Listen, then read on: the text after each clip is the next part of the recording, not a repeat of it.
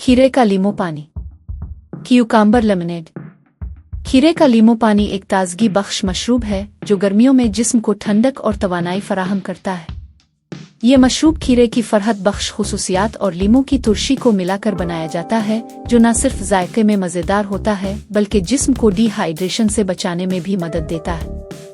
अज्जा: एक दरमियाना खीरा, छिलका आतारा हुआ, 2 अदद लीमू का रस, 2 खाने के चम्मच चीनी हस्म जायका, 1/4 चाय का चम्मच नमक, 2 कप ठंडा पानी, बर्फ के टुकड़े हस्म ज़रूरत, पुदीने के पत्ते सजाने के लिए।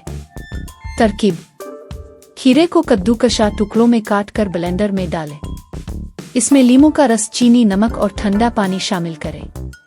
अच्छी तरह ब्लेंड करें यहाँ तक कि सब कुछ मिक्स हो जाए। एक छलनी से छान कर गिलास में डालें। बर्फ के टुकड़े शामिल करें और पुदीने से सजाकर पेश करें।